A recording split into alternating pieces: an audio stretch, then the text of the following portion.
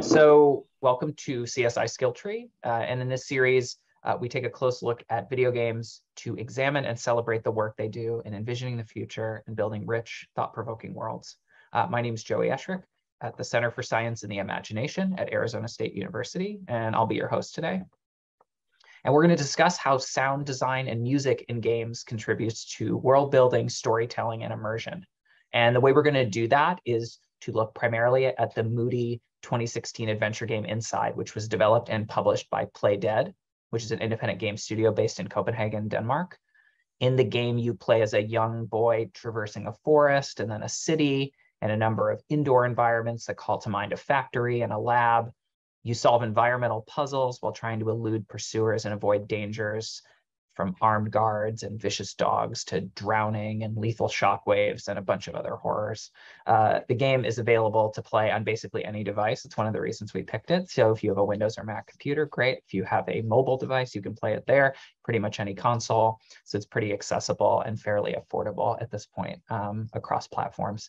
Inside won and was nominated for a number of major games awards, especially for its sound. Including the Game Developers' Choice Awards, which is selected by other professionals in the games industry. And the game has quite an artistic pedigree to boot. It was funded in part by the Danish Film Institute. And many of the sounds that you hear, the human grunts and sort of body sounds, footfalls, were performed by Signa, which is a contemporary arts collective in Copenhagen. And you'll see the game regularly on kind of best games of all time lists and publications all over the place.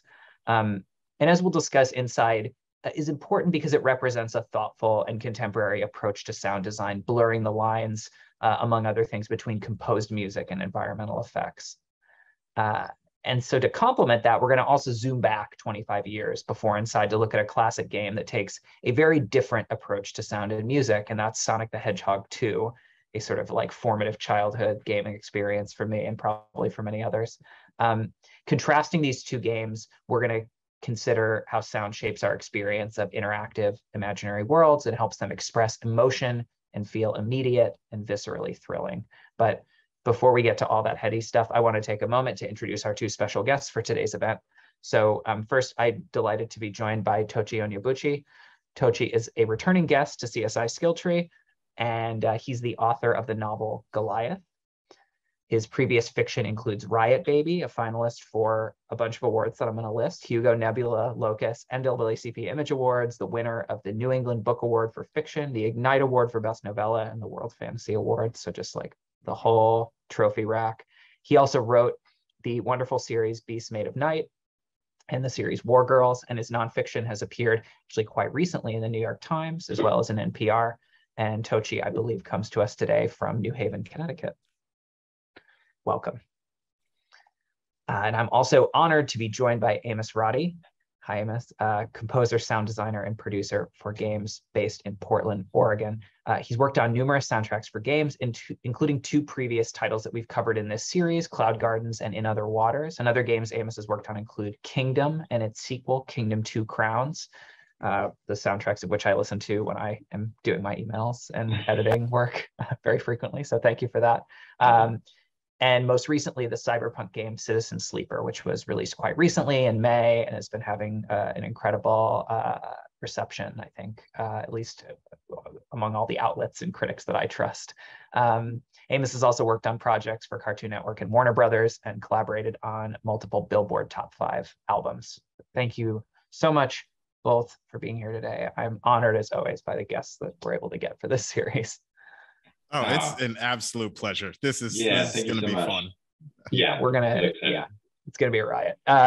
Okay, so a little plan for the day. We're going to start off with Sonic 2, of course, and we're going to discuss sort of as a baseline how sound design has worked in previous eras of video game development, and then sort of use that foundation to shift gears to talking more about Inside, which we'll probably spend a bit more time with, and consider the integral role that sound design plays in its evocative speculative fiction setting. And then we're going to kind of try to engage Tochi and Amos in conversation a bit about philosophy and methods for designing sound and building worlds, and get into the more heady stuff, and probably talk about some other games along the way, I'm sure. Thank you so much for joining us, and without too much more throat clearing, let's get underway. So to start, I'm going to go ahead and actually show a short clip of Sonic the Hedgehog 2, which I should say was released in 1992 for the Sega Genesis console. Sonic 2's music and sound effects are iconic. I'm sure they'll be familiar to many. And they, again, to echo myself here, illustrate how sound design worked for much of the history of games, especially in terms of the technical limitations imposed by the available hardware. Although I think when you see the clip and listen to the sounds, you're going to be like, what limitations? This is perfect. But we're going to sort of use that as a lens to talk a bit about where games were a few decades ago. So give me a moment and I will get the clip up on screen share and we'll be off and away.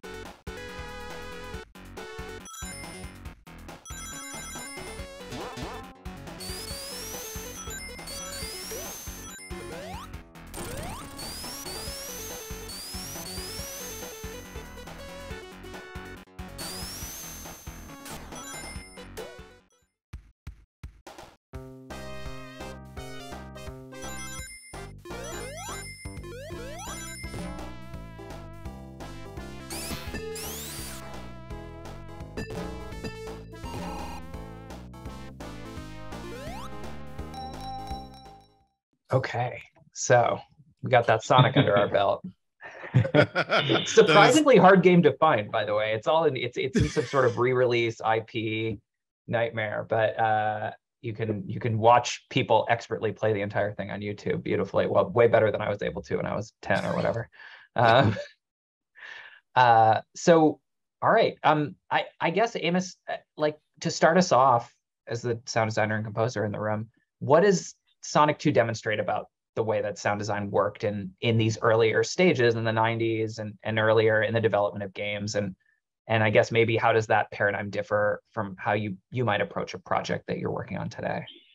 Yeah, I think primarily, I mean, this is still true, but it's utilitarian. It's like, you know, you've got to jump, you need feedback, you hit the button, you get an animation synced up with the sound, and like, you know, you get the coin, it's your proverbial point gain, you get like kind of a rewarding sound. And that's, I was listening to, or I was watching Sonic footage earlier today, and like that coin sound, you can really tell it in the video you just shared, but from the videos I was watching, like it's so much louder than everything else, which is kind of interesting. So I think it's just like, I wouldn't call it primitive because like we haven't deviated necessarily from this sort of application of sound design. It's just that we have more options now. There's plenty of games that still sound kind of similar to Sonic, but effectively you have these like important event sounds like jump, the spin dashy thing, which is kind of a little grating actually 25 years later, and you know, coins and stuff, and then you just have music like sitting on top of it. But it works, right? It still works. I think that's why it's still used. Yeah, Tochi, what kind of dust does this kick up for you? Oh my goodness, the nostalgia was hitting. Like I don't know if you could see, but when we got to the chemical plant zone level, like I started like that theme is a bop. Oh my goodness. I hated that level.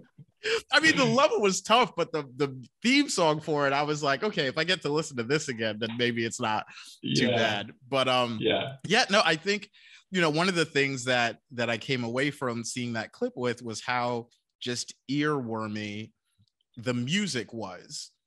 And I think with a lot of games, particularly in the 90s, that seemed a quality that was very important. It's like if the music was very evocative and specific to that game, like it stuck with you. And it seemed like there was a very, very strong emphasis put on, I don't want to necessarily say catchy, but like sticky sounds or sticky songs that like traveled with you and that you always associated with that specific game. You know, I like, you know, Street Fighter, iconic music, right?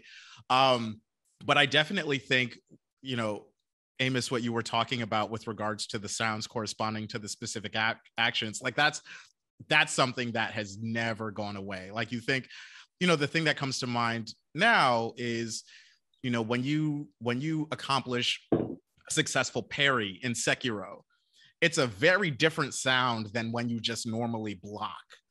And when you block, like that's a sort of lesser mechanism. And you can eventually, if you just hold the block button the whole time, you'll eventually get overpowered and be left vulnerable to attack. But if you parry, you can parry all day and, you know, your structure won't break and you won't be left vulnerable to attack. And so that whole reward system, I think, has been such a quintessential aspect of games as exemplified in the sound design. And it was very interesting seeing such a, you know, again, not primitive, but such a powerful and emphatic demonstration of that with the Sonic clip. Yeah, it's cool that I was wondering if like Sonic or Video Lottery was first, because I'm sure when they have the casino area in the game, but also just that the coin sound it just immediately makes me think of like maybe I went to, you know, sad elderly people in mega casinos. Don't need to go there, but you know what I mean? Like, yeah, it's that sound, or that vibe at least. But of course, it's iconic and it's Sonic. And my impulse is to go into like the nitty gritty immediately when actually that's not interesting. Like they're doing this weird panning thing, but no, like, I love that. Well, like it's funny because any sort of correspondences with actions in the game or items in the game or what have you to real life, like rings don't sound like jewelry doesn't sound like that. It doesn't sound like but it's like it's that whole just like that bling. It's like I always associate it with rings, with Sonic rings. When you burst open a box or whatever that contains a power up or whatever, I'm pretty sure any box bursting in real life doesn't sound remotely like that. No. I for some reason I was like, I'm gonna buy myself a whole box of magic cards, and it sounds very boring. It's like a little bit of crinkling and a little bit of cardboard. Yeah, I know. It's like it is. I wonder inceptionally whether it was in the 90s or like some movie in the 70s or something, like when we decided like where the ka-ching sound came from. Yes. Right. Like, because it's kind of that, right? It's like ding. Maybe it was started with registers and there was like some like, this is the cheapest bell they make, so we're putting it in the register. Like, and then we associated it culturally, or maybe it didn't even start there. I bet it started there. Yeah. This is something to look up, I guess. It's kind of interesting though, I think. I mean, going back to my, like, this is taking me back to like a semiotics class I took as an undergrad, and like the idea that there's a real arbitrariness to these sounds. And I think the one that really hits in that clip anyway is the box breaking open, because it's such a immediate, like I remembered as soon as I started listening to this game again, I was like, oh, you can hear it from the other room and you know exactly what it is. I mean, it's true of all of the like 7 or 8 the repertoire of basic sounds for this game, but like that one's really pleasing, but it has absolutely nothing to do. What you're seeing is like a metal holographic box breaking open. It's like if you were in a it's like if you were in a shopping mall and like a person ran headfirst into one of those lit displays that like shows ads in a shopping mall. And it's like, it wouldn't sound like that. It's such a if nice it sounded sound. Like that in real life, that people would be doing it all the time. That would be really cool. Also, a bit like you bounced off it, right? Because you can get extra height from them. That would be that'd be the best. Thered be a lot of broken TVs. So. So there is this level of like, I think the what I'm hearing in part is like the music, the earworminess makes me think like, okay, well, maybe that gets to the limitations because these are things that have to loop. You have to be able to hear them over and over again. You can't have a movie soundtrack in a Sonic level. You need something that loops and is okay for looping. I remember from the sports games from that time too, like it would be the same little clips of sounds. You hear them so much, like you can't, everything has to kind of feel rewarding to hear because otherwise you're stuck with it all the time, and then you're turning the sound off and just putting a CD on in the background or whatever, which you eventually would probably do anyway.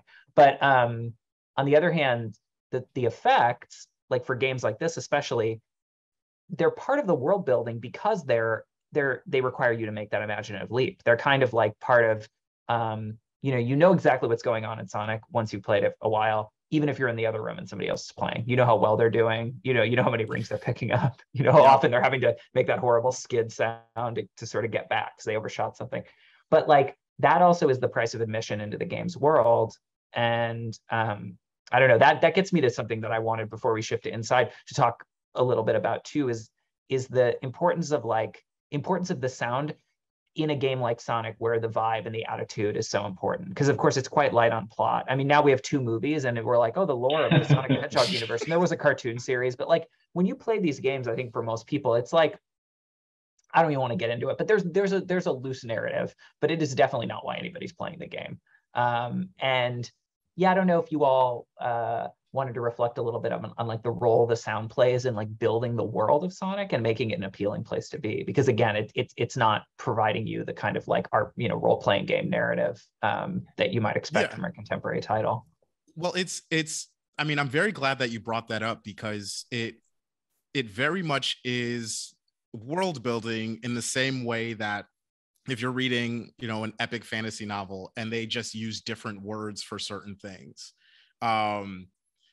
or like even like Battlestar Galactica, where to get around censors they had characters say frack all the time, right? Like I think what's interesting is when you have a story universe that's so far divorced from reality, there's almost this necessity to making things that don't correspond to our reality, or making connections that don't correspond to our reality as much as possible to maintain the distinctness of that world. So of course a holographic TV thing breaking open like that would sound like that in Sonic, because it doesn't sound anything like that in real life. Of course, it would, when you're turning into a ball to go faster, it makes that grating like shing, that it almost like a chainsaw through a piece of metal type sound, right? Of course it would make that kind of sound because nobody does that in real life, or at least nobody I know of is capable of doing that in real life. When you are running too fast and you skid, like it doesn't sound like it does in Sonic. And so much of that is because the world, like you look at even the Street Fighter games, like when the sound you make when a punch connects, that's no punch in real life that I've ever witnessed or seen on TV, even in the movies, ever sounded like, Guile getting punched by Ryu in Street Fighter. And so I think that like to create this sense of fullness of that world, there's almost like you need new Sonic language for it. Yeah, I mean, part of me also, this is kind of like maybe cynical, but I wonder if they're just like, we're making a game, it's got to compete with Mario, and just make it like as hypey as possible. And then like the skid thing, and like some producers like, I like Looney Tunes. It kind of sounds like with like Wile E. Coyote. Yeah. And then like that spin dash when you go into a ball before you like blast off sound kind of reminds me of like those like sheen sounds in anime. Yes. Like when you take the sword out. Yeah. So like it could be possible that it's like a little more like someone's making me like do a sheen sound because they're a fan of anime and they also like Looney Tunes. But like I wonder about the cohesion versus like this is a product and we have to release it before 1992 ends. But regardless, it all is now extremely iconic. And like, I don't even think twice listening back, like, oh yeah, like the weird hitting the holographic box sound. It makes no sense, but it's just like, that's what or like the really specific sound when you die and like, yes, it's like it kind of sounds like maybe like a big rubber, like fictitious rubber ball being like boom. Yes. Yeah. Yes. It doesn't mean like, why would a hedgehog sound like this when it died? I don't know. There's also technical limitations. Like, you know, they didn't have a whole lot of resolution to work with back in the 90s. It's funny that it works. Just like, yeah, just put music over it. And you're like I'm there. You just like immediately, yeah. Yeah, and maybe that's a little cynical versus like, you know, it being creative vision. I just know working in games sometimes. I think that's absolutely right though. It's like, you know, you're building with what's around you. And I think it all just contributes to the strangeness of it, you know, the differentness of it. You know, there are all these sounds that maybe sound like things that we encounter in other pieces of entertainment. So let's mash them together into this single thing where we break a lot of those prior correspondences and whatnot to create this whole cohesive universe. And then we have this music on top of it that's like, it's like the weather on a foreign planet, right? Like, it's like, you know, when you're on a planet with 2 moons or whatever, you don't have the same weather patterns as you would presumably have on the Earth that we occupy now. Although climate change might, you know, think differently. But you know, of course you would overlay like music, you know, that type of music over it. Like it makes sense. Like it makes sense now. Like, I don't know what the decision-making process for that was, but like, yeah, definitely. I mean, there's another thing which, I mean, it's just like a kind of a basic part of sound design for, I assume, any medium, but especially games, because there's some, as a participant, you're actually triggering what's occurring. But like, you can put any weird ass sound. I shouldn't say that. That's a very broad claim. But like, you can assign a sound to an action if it has a corresponding animation, and as long as those are synced, we'll be like, oh, okay, that's what this sounds like in this world. And even if it's like a leap of faith the first few times you hear it, it's pretty quick that you're just like, for some reason, in this world, jumping is the sound of. I mean, it could be really off. Like if it was like pouring out a glass of water, you'd just be like, "What the?" So like, but yeah, we exploit it all the time as sound designers, and it gives us a lot of creative license because people just kind of, the brain will make that connection. Right. So yeah, now that's what a holographic box sounds like forever. Yeah, I mean, it strikes me that the mechanical feedback between like the physical action on the controller or the keyboard or whatever, like you said, triggering the sound, that does a lot of the work for you. That, you know, if Godard's doing it in a French New Wave movie, it might throw you more. But here, because you're triggering it and you have control over how to make the sound happen, you habituate to it really fast, instead of it feeling discordant in the same way it would in a medium that's more passive. I think as long as it's satisfying, like if you think of a shooter game, like as long as the sound gives you enough to feel that your action is justified in a way, like if you took Doom, and they have wonderful shooty sounds, and if you made them like really flat and unexciting, like it wouldn't live up to what you're seeing, so that would be weird. But if you made something really weird, but that was more pronounced, it'd be like, oh, okay, I guess that's what it sounds like in this world. Yeah, it's a little qualitative, I think. Anyways, that's a tangent.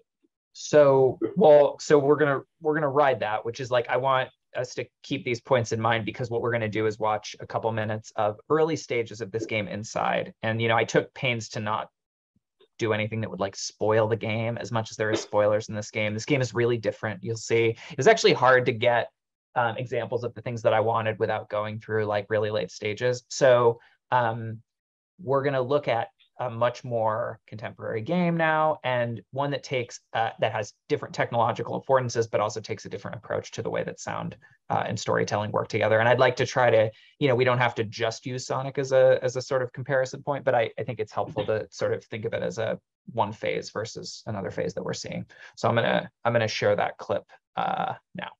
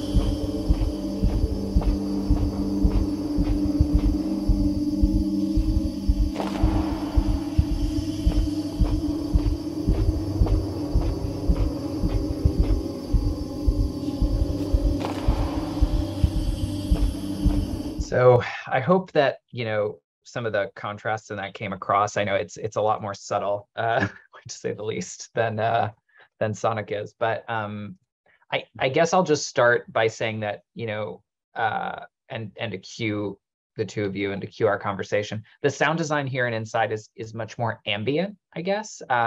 There isn't much music in the traditional sense as you'd expect, like a soundtrack. You actually do hear in a few of those clips some music, although the music sometimes, the effects become percussive in many cases, especially, but become musical.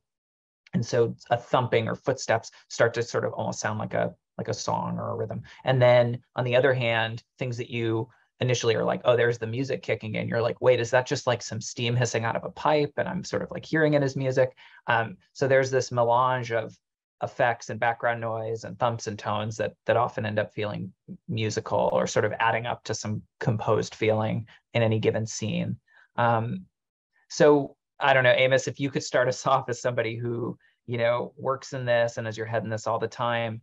We're 25 years forward about between Sonic and this game. So like, what's changed in terms of what's technically possible and also sort of like the state of the art or kind of the approach that that occasions or sort of governs the use of sound in this game? Yeah, so I think the biggest one would be, and is kind of a boring one, but it is the door that allows a lot of this to be possible, is that we're not limited on like file size or like resolution of our audio files. So most of what you're hearing inside, just like if you were to reduce it in its audio quality to what was possible in the Genesis, like it wouldn't even register as being like air, or the footsteps would be reduced to these. Imagine like taking a photo and pixeling it down to like 16 colors on a much smaller size image. Like much of it just wouldn't exist. You would lose it entirely. The detail would turn into like the air would turn into and stuff like that. So the first thing we have access to these days is basically no restriction on file resolution, which is great. And I don't know when we kind of pass that, but we can do whatever we want in that regard. But also implementation technically has gotten a lot more sophisticated, where you can have like individual objects and scenes emitting sound, and then you can have the player's avatar, whatever that means, whether it's first or third person or whatever, hearing the sound differently, not just in terms of volume as it gets closer and farther. There's so many technical subtle things that the Inside exploits to make it as cool as it is. Like audio listener distance.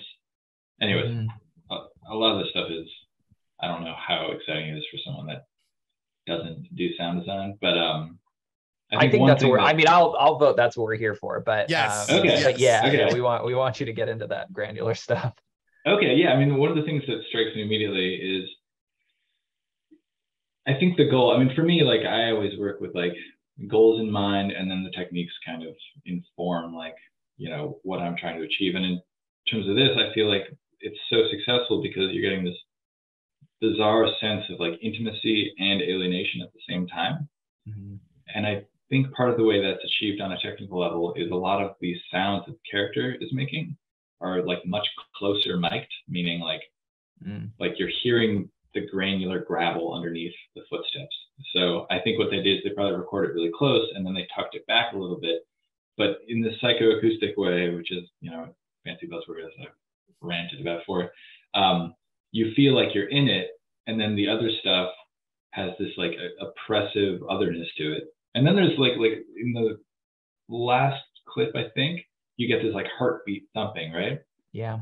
But that is like it's like a doubled heartbeat, and it sounds like an arrhythmia. It's not constant. And I think someone would be like, oh, this is the part where your heart's beating fast. But like I think on a subconscious level, the listener or the player would be like, something's not right here, right? Like even if we don't listen to it every day, we're used to having a heartbeat, and to hear like it's like it is the sound of a heart, I believe, but it's a very unhealthy one. So there's a lot of stuff like that I think is really trippy. Even like the dogs, for example, like those dogs chasing, that sound is super distorted, and everything else is really high resolution and clean. Like the water is like really luscious sounding, but then the dog has been overdriven, which is kind of interesting. But it's all contextualized within, I assume, some sort of spatialization that's going on within the game engine to make it cohesive. But yeah, just lots of smart choices like that. Well, and one of the great, and the particular examples that you picked up on there clarified something for me that had been swirling, you know, as I've been refamiliarizing myself with this game, which is like there's this great tension at the heart of it presentationally because it's a 2D game. Your character is really simplified model-wise, right? Like your character, he doesn't really have any textures on his clothes. He doesn't have a face, really. I mean, he has a face, but there's no features. But then on the other hand, like you said, the sound is incredibly sharp and precise and like spatialized in a really smart way. Like, you know, like those dogs, like they get louder as they move toward the camera. And the game's also presented in a flat plane. You only move 2D in this game.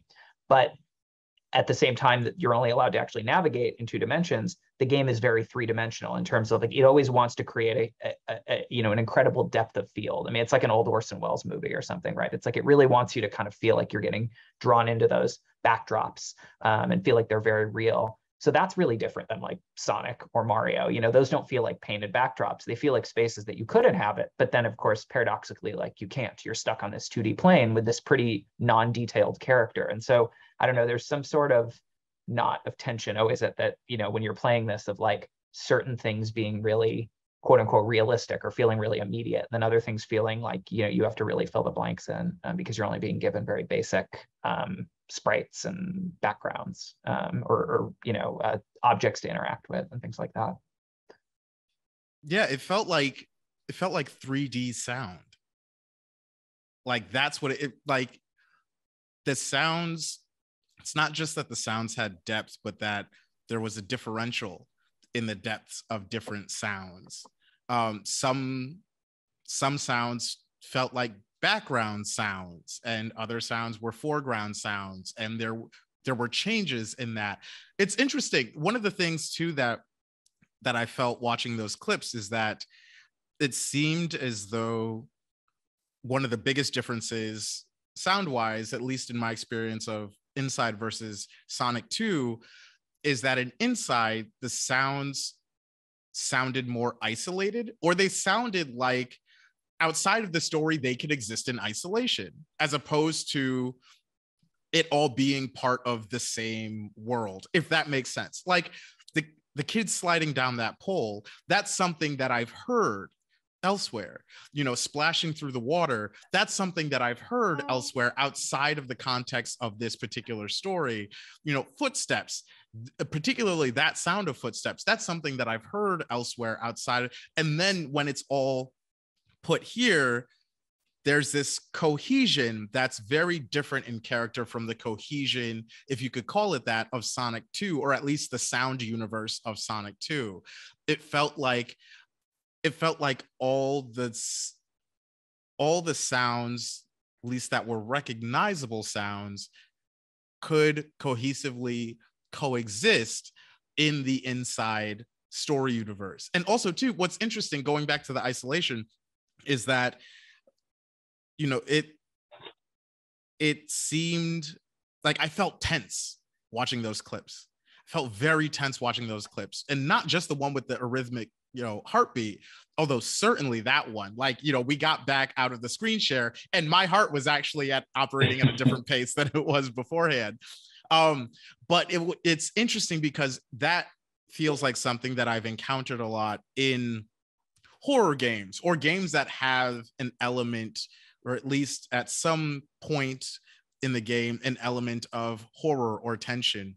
You know, one of the biggest examples that comes to mind is Resident Evil 2, when you're in that house and Mr. X makes his appearance.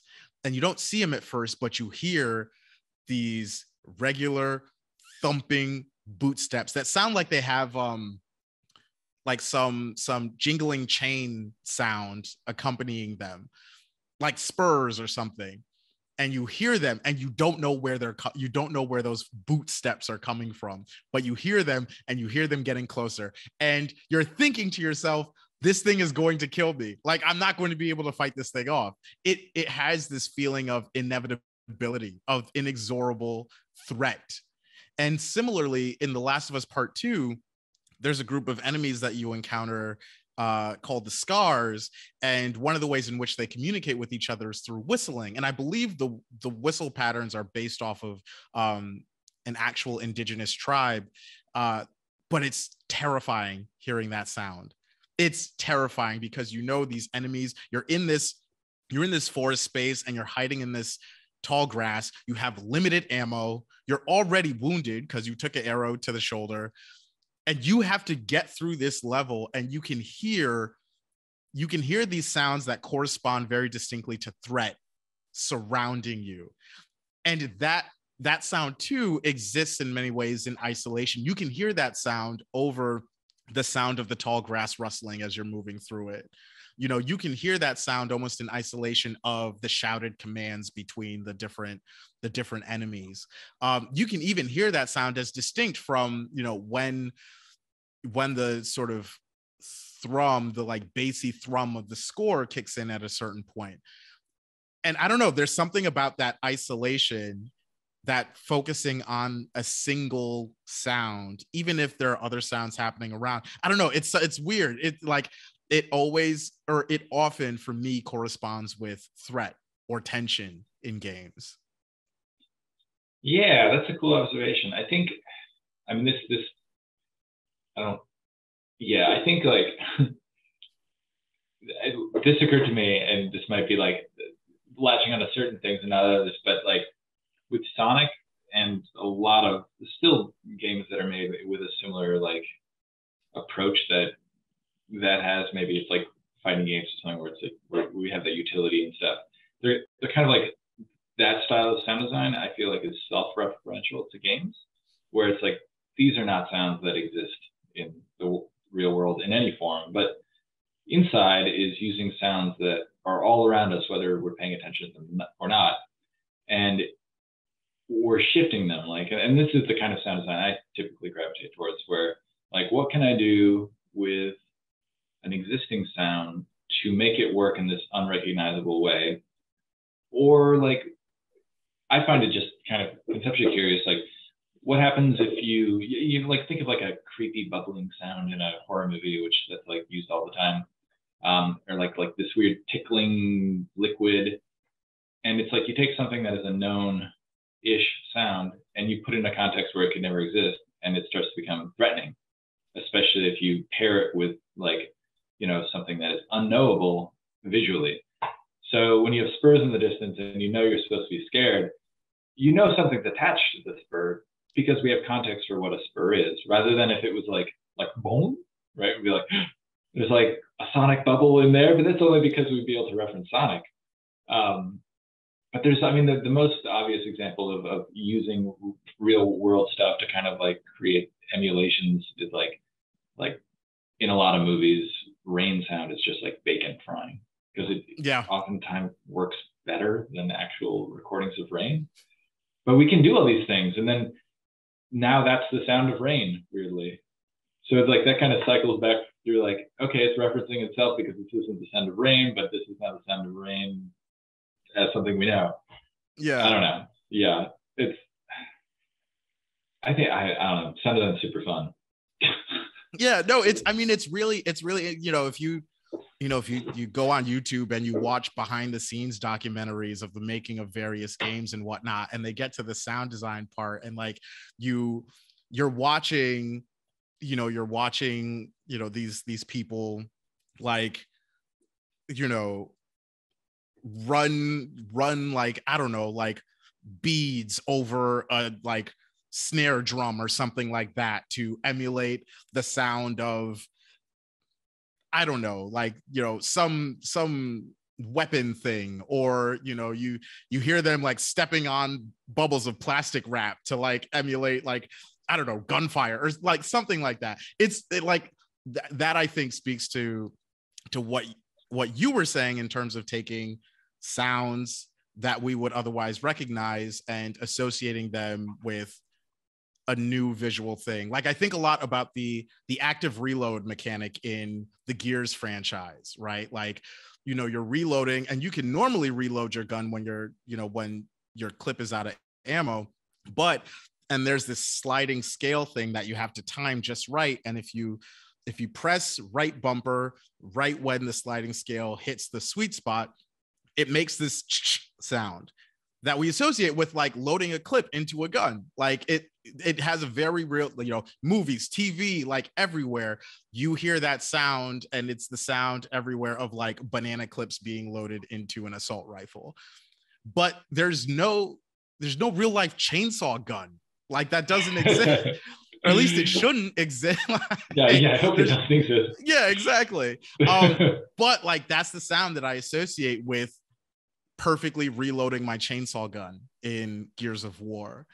So I think, and it's interesting because I think one of the things with that is seeing how that has corresponded, and like going back to the idea of like 3D sound, that has corresponded with the increasing photorealisticness of games. The more that games look recognizable in terms of our current reality, no matter how far-flung the story universe is, the more the sounds seem to resemble sounds in our recognizable reality, even if they're made to not correspond with, things that we encounter in normal life. Like, I've heard the sound of, bubble wrap popping, even though I don't normally associate it with gunshots, Yeah. And there's so many things where like when we're listening to Inside, like, oh, okay, at least these sound like electronics, like someone like took a contact mic, which would be like a suction cup with a microphone in it, so you could like really hear. You put it on a surface, and like, I wonder, like, it made me think like maybe there's like a refrigerator that they mic'd, and then they like duplicated the refrigerator, and then they like pitched one of them down, so they're playing in like a bit of discord. So these kind of things, but then superficially, like, oh, that's actually just a refrigerator. But like, the refrigerator's too loud, and we've turned it into like this weird phantom dual refrigerator and all these things. And like reload sounds, like I haven't worked on many games with firearms, guns, but I found that like adding locking sounds, little bits of like the high frequencies of like keys jangling and spoons were like just added this texture on top of like starting with a library, because I did not have a way of actually recording guns and didn't really want to. Yeah. like using like very high fidelity sound libraries of weapons, and then be like, these don't sound as much like a gun as I need them to. Yeah. Which is ridiculous. And then you're like adding like metal chains and stuff in them. You're like, okay, now now this sounds like a proper gun. Yeah. Now we got us an M16. Like, yeah, there we go. No, you know what it brings to mind? It brings to mind sampling in music. Like, if you listen, totally. Yeah, like, you listen to, any of the sounds off of The Blueprint by Jay-Z. It's all these soul samples that like Kanye and Just Blaze took they sped up, they chopped up, and then they threw a crazy drum loop on it. And then all of a sudden, that's how you have like, you know, H to the Izzo. It's like, it's what, and you can, you know, if you know where the original sampled song comes from or what it is, you're like, oh, I recognize that as like, I don't know, like Patti LaBelle's like X song or whatever. But it's, and what's interesting too is like you have various degrees of that where you can have a particular sound, you can have a particular song, and the other producer literally just takes like the drums from it and samples the drums because they can't find those drums anywhere. Like the drums in Explosive off of Dr. Dre's 2001.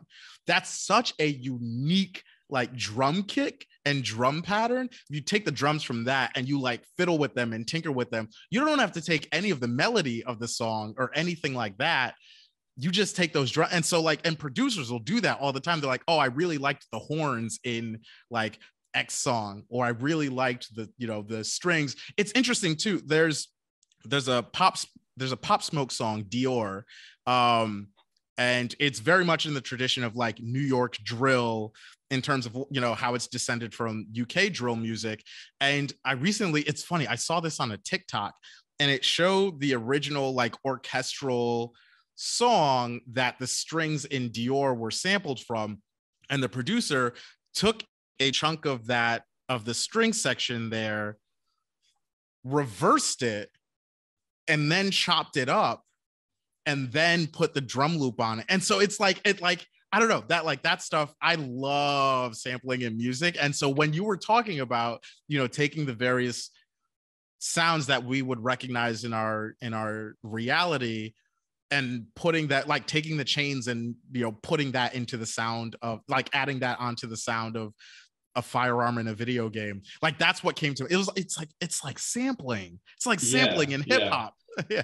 Well, this gets us back actually to, well, let me tie back to world building, because in a way we were talking about Sonic, you know, we were like, okay, they have this set of musical, really, I mean, again, like bangers. And then these like a repertoire, I guess, of like a dozen core sound effects. And, you know, that constructs the auditory world of that game.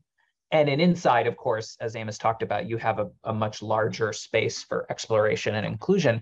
But it does make me think, like, in both cases, and with sampling too, you're taking advantage of existing connotations, but you're also, you know, you're selecting things very thoughtfully. It's a very decision-intensive process about what's the like palette or repertoire, what's the sonic palette of that game, and that, you know, as we've talked about, inside is so important to the world building because of the limitations self-imposed, I think, by the developer on themselves with the 2D space, with the character models, with the darkness of the game. It's quite dark, just literally. The color palette is very black. Shades of gray is probably a little hard to see on Zoom. Yeah, I just wonder, for you, Tochi, in terms of the worlds you're building in different media forms, and then Amos specifically with the games you've worked on, which, you know, I think in many cases, the ones that I'm most familiar with are tonally very different than inside. They have a different kind of color palette, different sound palette.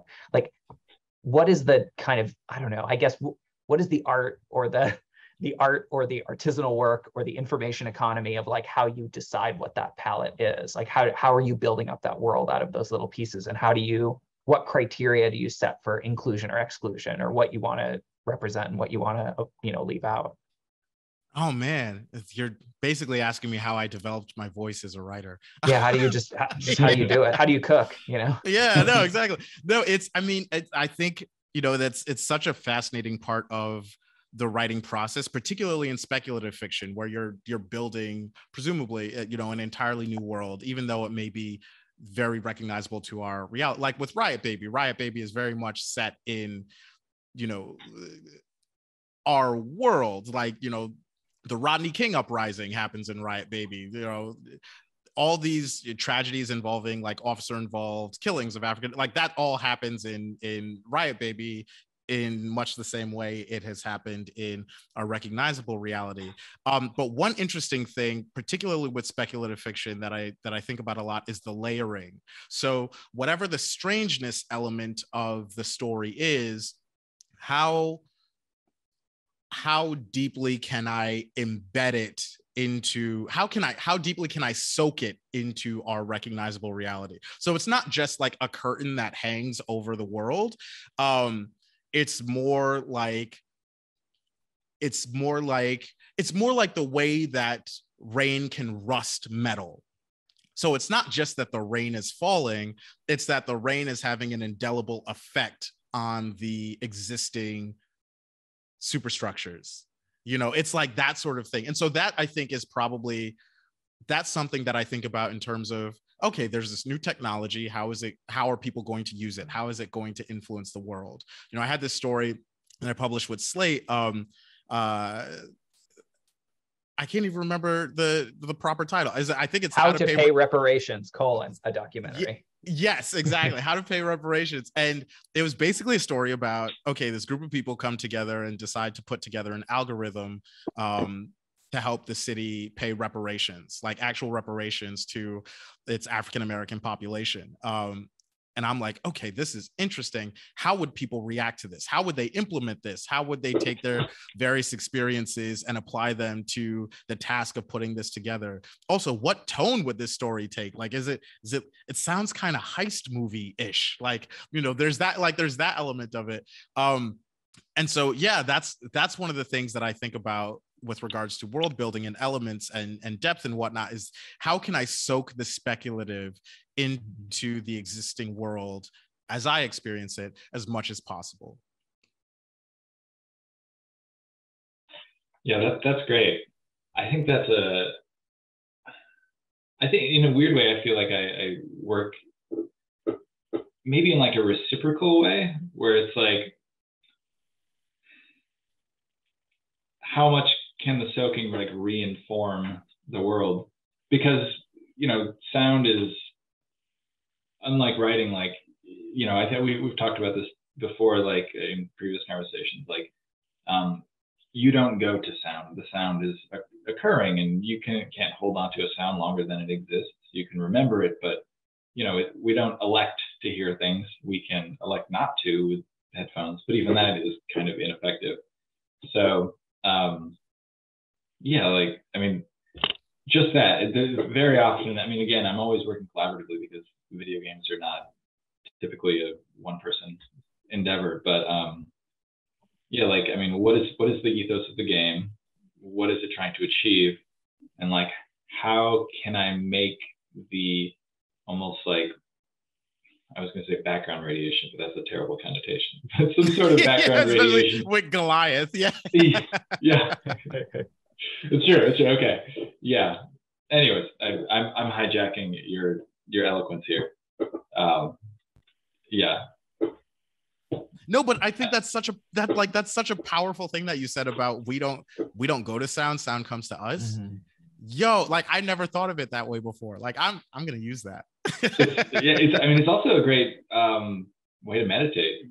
Sound is so effective because you're like, this is so transient. I feel like sound is the most transient thing we always have access to. Mm-hmm. I mean, I guess it's just everything's transient, but I think about dying a little too often, I guess. But it's like, even if you have a song on repeat, the song eventually ends, and it has to start over again. Like, yeah. Oh wow, this just got really Buddhist. Yeah. We got to the necessary Buddhist period of the event, as always. I mean, it does strike me that, but the interesting feature of games, actually, and again, we were really getting to it, Sonic, where it's very easy to delineate the music, which you cannot escape, from the sound effects, which you can literally just like stop at a safe spot, and like very few sound effects will happen to you, right? I mean, Sonic will start tapping his foot at a certain point, I think, and he'll kind of look at you quizzically, and Sonic too. But that like games do wrinkle that a bit, because you actually are causing the sounds, and it is like, well, you know, some of them, what we're talking about, we were talking about earlier with the sort of player reward aspect of sound, those satisfying noises, which I would say are like largely absent from Inside. That's one of the interesting things about it, that those are things that you can control. And actually in the game, I mean, many times it's things you're turning on or off that are creating, it's frequently on, that are creating rhythms that somehow become musical.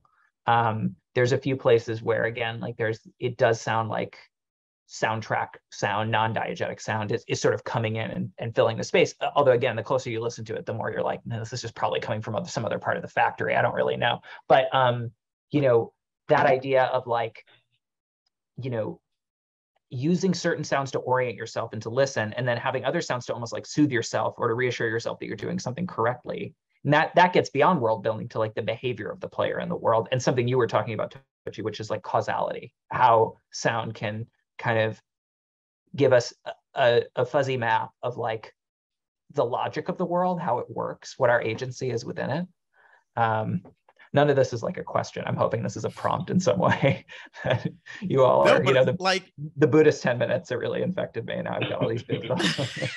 No, but I think, it circles back to what we were getting at earlier with regards to reward systems. And it's funny too, because, it's not even necessarily, the difference between, a body shot and a headshot and a shooter or whatever.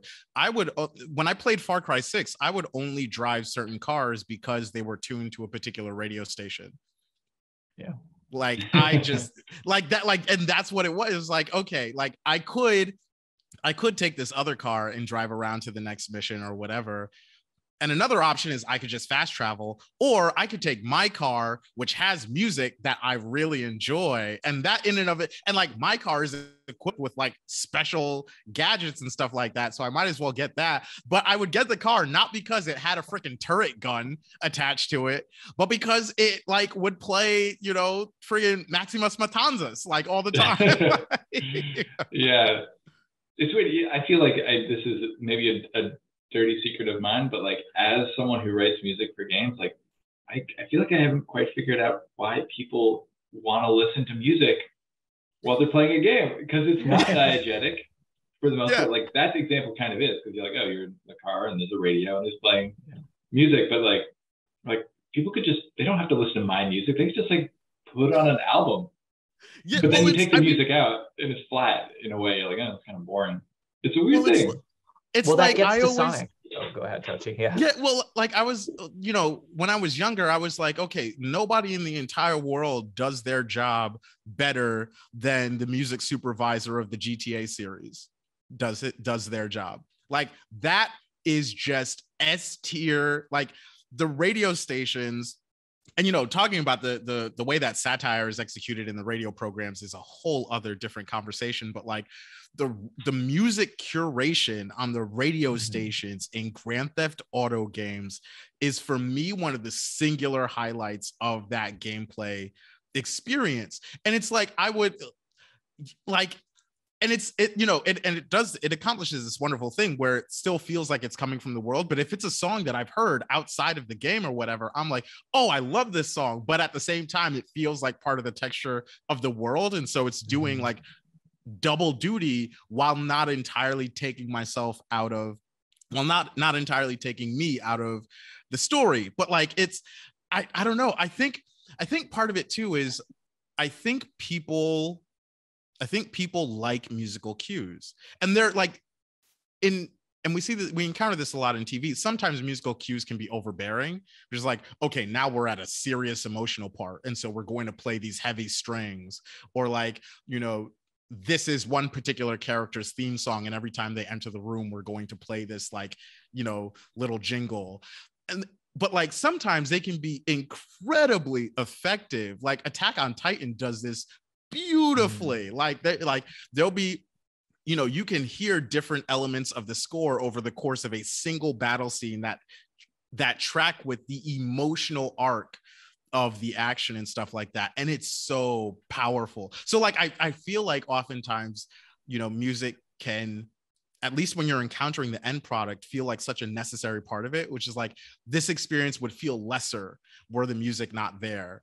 So like, just keep putting music in, man. Like yeah, I mean, I obviously, I work in games, I play games, I enjoy music in games, but it's just kind of a conceptual like disconnect, because like for me, like the projects I prefer to take on and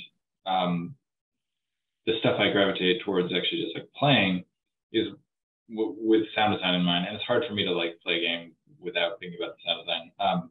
But it's like, you know, as we were talking about kind of like sound not being something one can opt out of, like I think sound also has the ability or the property of kind of pulling you into the moment if it's engrossing, and it can make you very present, which is what I'm drawn towards, and especially with ambiances and like, you know, feelings of air, because there's something about those high frequencies that we're like, oh, where am I? Which is why sitting under a tree when there's a breeze and taking a deep breath is so effective, because you're hearing all these pine needles or leaves touch each other and you get this lovely shimmer.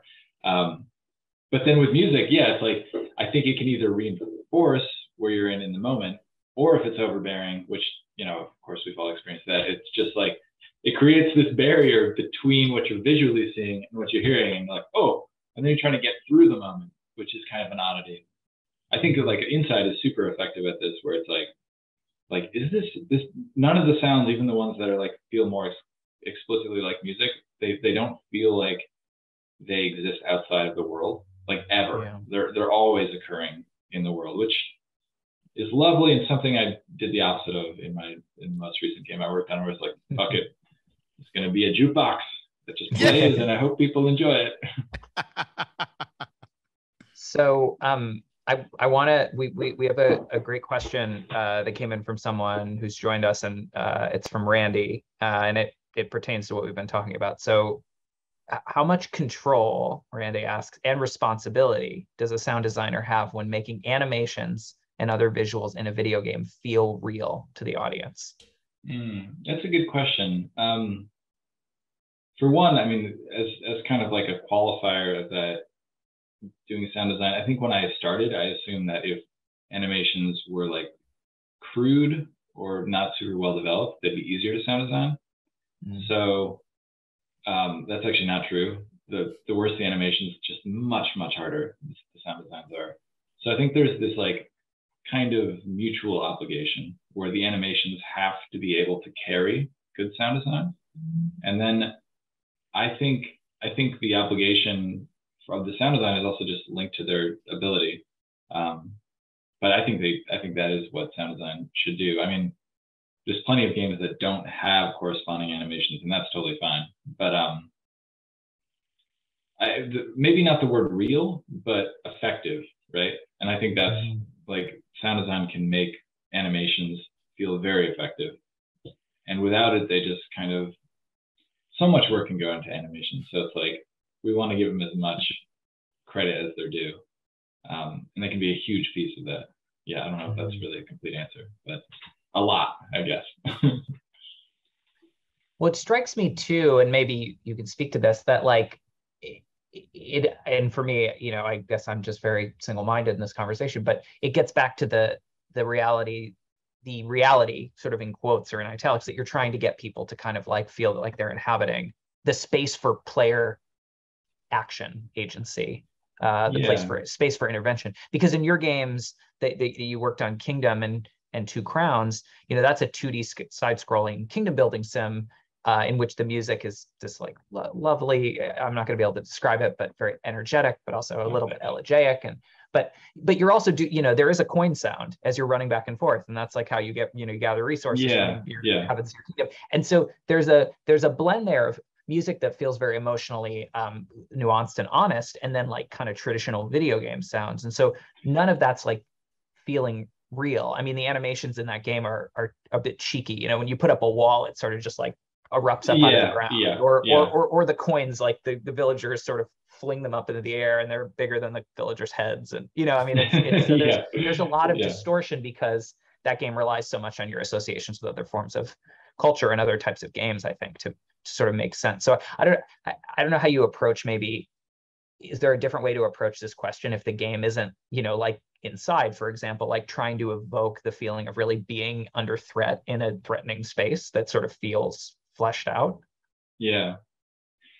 So I mean, like Kingdom is maybe a good example where you drop coins. Basically, the game is like, you play the game by dropping coins for your subjects to pick up and do stuff with.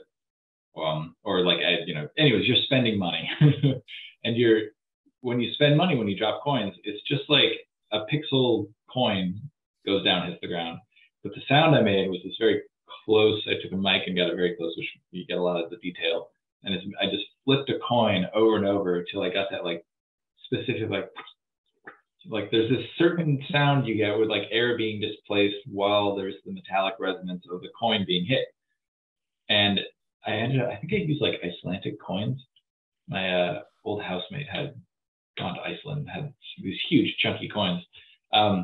But that isn't reflected visually, right? And like no one has ever been like, it's a coin flip sound, but the coins never flip. They're always just circles, and like they spin around this way when they're on the ground, kind of like sonic coins. But yeah, it's kind of a lie in that regard.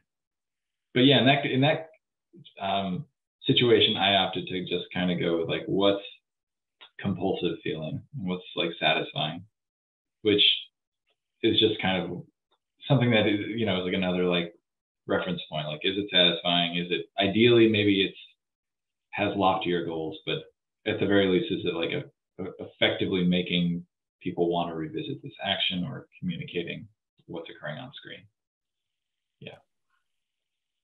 Wow, that is fascinating.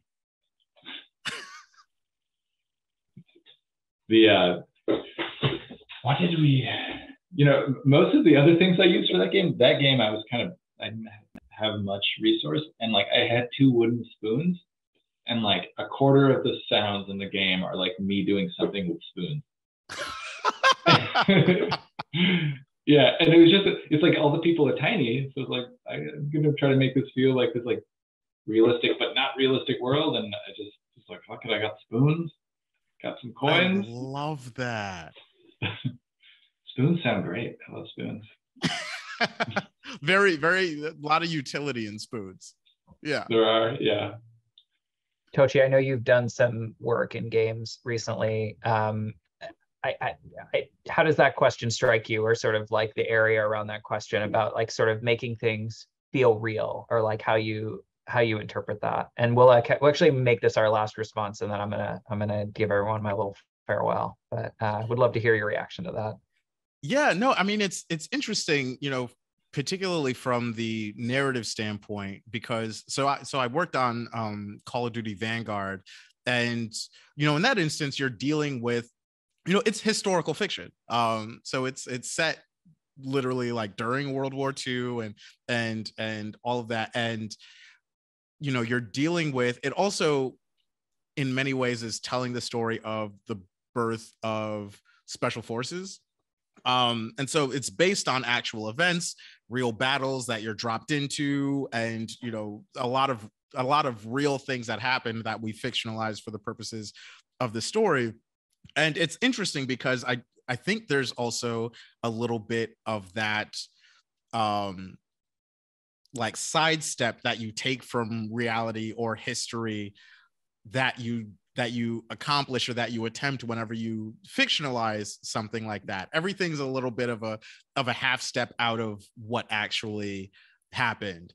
And so like the association of the sound of flipping the coin with the animation of the coin, like the coin dropping down and not like spinning around or anything like that, seems to me analogous to, in many ways, dropping fictional characters into actual historical events and having them like literally shoot Nazis in a level that's designed not at all like where they would actually do these things. Like it's not the same. You're not like doing the same, like descending stairs and then ascending and spinning around corners and like that's not how that happened. World War II didn't happen like a first-person shooter. Like it almost goes without saying.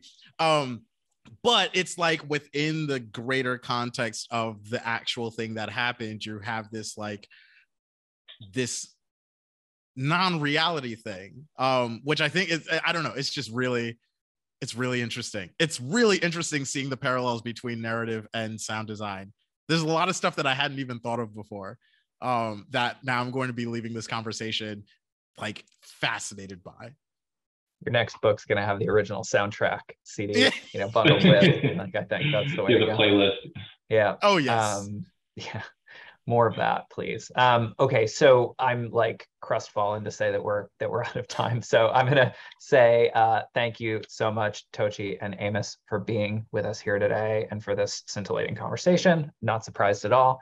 And we'll be hosting more CSI Skill Tree events in 2022 and 2023.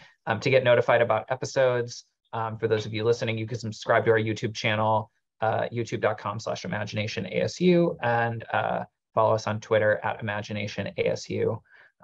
You can also visit our website, csi.asu.edu, where you can subscribe to our emails. You can follow Amos on Twitter at toyxtree and Tochi at Tochi True Story.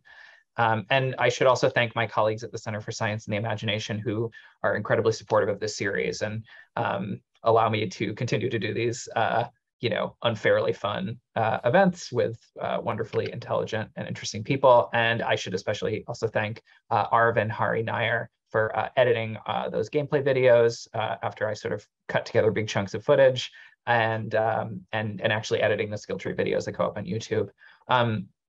You should check out Inside. You should check out Sonic too. If you didn't play it in the early 90s, there's like no time like the present.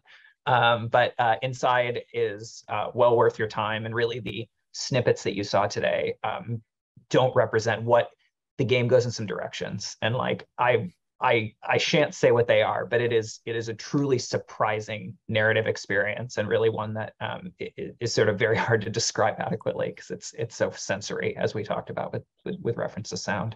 But again, thank you all for your time. Thank you, Tochi and Amos, for your insights, and grateful to everyone for being here. Always a pleasure. Yeah, thanks for having us. This was awesome. All Let's do it again. Let's do it for sure. Have a good rest of the afternoon, everyone. Cool.